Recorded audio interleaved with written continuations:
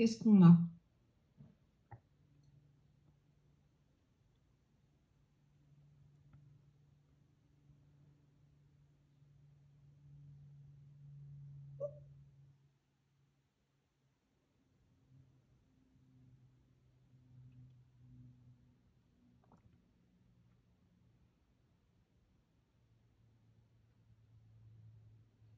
Alors, pour le mois de juillet, au niveau du collectif, nous allons être face à notre relation à la reconnaissance.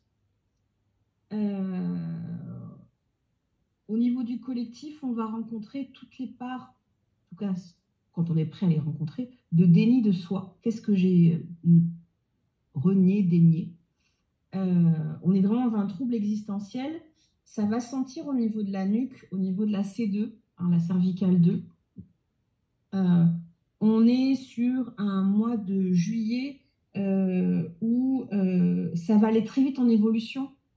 Donc, on se donne le droit, d'accueillir que les mots éternité et souffrance ne sont pas associés, hein. L'éternité et souffrance, on refuse l'association. OK? Pourquoi? Parce que quand tu vas être dans du nettoyage, ça va tellement être intense que automatiquement tes parts petits, enfants ou ados, vont dire que c'est tout le temps comme ça. Et ça active l'éternité, le désespoir. Alors qu'en fait, tu le traverses, tu es sur un bouchon, tu mets du déstop, ça repart. OK? Non, mais juillet, ça va être du déstop, hein. Ça va. On est avec l'énergie du féminin sacré de Brigitte, qui te rappelle en fait que tu es ta propre lumière, que tu peux amener dans ton monde et dans ta vie. Donc, des basiques que vous connaissez toutes, mais que je vais rabâcher quand même, sois attentive à qu'est-ce que tu laisses rentrer quand tu es fatigué. Séries, lecture, informations, réseaux sociaux, conversations. Si tu es fatigué, tu auras posé des limites suivant l'environnement que tu as. La première chose, c'est je suis fatiguée, mais je veux fréquenter des gens, donc je fais une prière juste avant pour m'assurer que je suis préservée. Du style, il y a un truc qui pue, c'est au moment où je vais aux toilettes. Ben voilà, ils ont parlé de choses agréables, j'étais pas là. Je me donne le droit de poser des limites s'ils ont besoin de parler de sujets anxiogènes. Et surtout, je me responsabilise. Pourquoi je m'attire des situations où les gens ont besoin de parler de choses alors que clairement, on ne peut rien faire? Si tu ne peux pas agir, pourquoi t'en parles? C'est parce que je suis stressée. Ok, je suis stressée, je suis angoissée, pas de problème, je t'accueille.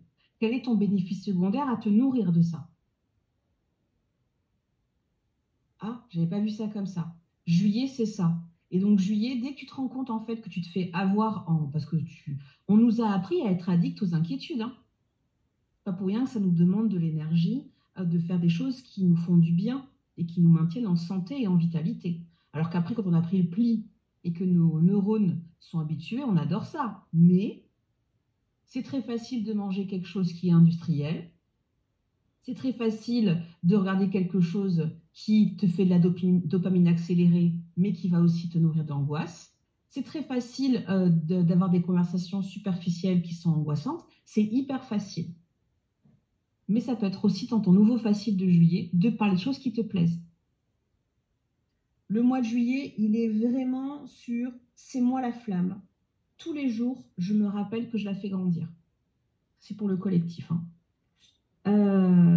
Alors, pourquoi on vit ça au mois de juillet? C'est parce que il est peut-être l'heure de rencontrer les parts de nous dites protectrices et protecteurs qui nous ont protégés de la souffrance, mais du coup, cette souffrance nous a enfermés.